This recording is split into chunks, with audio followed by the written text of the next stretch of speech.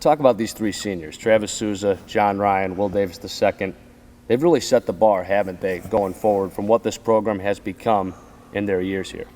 Yeah, they have. I mean, I said somebody that these guys, this is the best class in Irvine's history because we're the first team to do what no one else has done. And, you know, people may be able to make some arguments that other classes were more talented, but through winning, we've established this class as the best. I'm hoping that we can produce some classes that can even overcome the one we just had. But these guys are special because they did it first.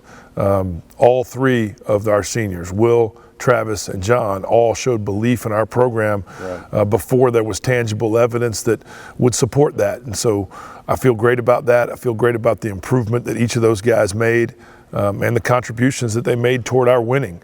All of them were huge this year and before that. But the improvement that they've shown over the course of their careers, I think that's something that our fans really are rewarded with, the ones who've been with us for a long time. And that's the way our staff feels too.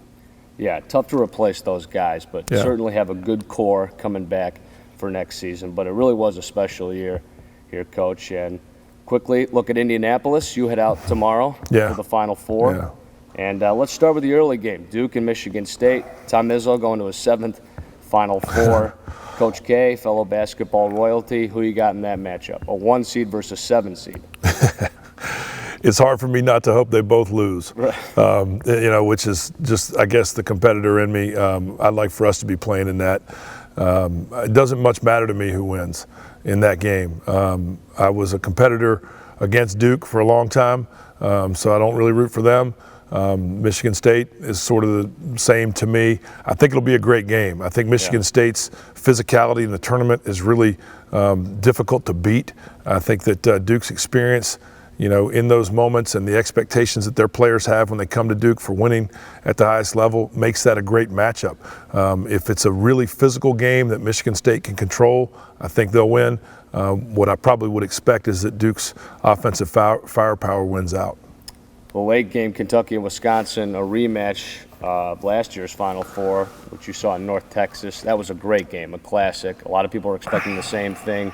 Notre Dame sure gave Kentucky quite a scare this past Saturday. Can Wisconsin pull it off?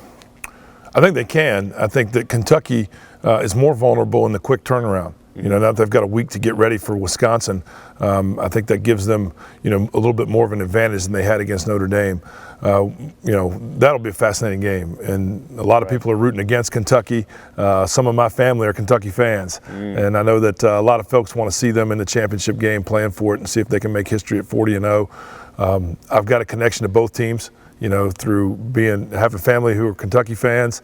The coach at Wisconsin was the coach who ended my college career when he was a Division III coach. I've got great respect for those guys. I think they're especially dangerous when they're underdogs, and they'll clearly be underdogs. The things that Wisconsin does well are the things that give Kentucky the most problems.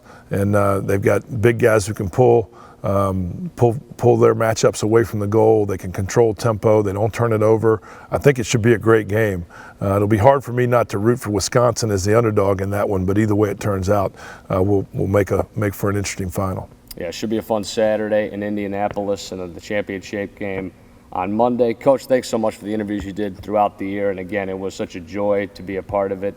And enjoy the off season. I know you've got work to do coming up here, but thanks a lot. We appreciate it. I also appreciate the job you've done. You're 1 for 1. You get a little credit for that. At least you didn't screw it up.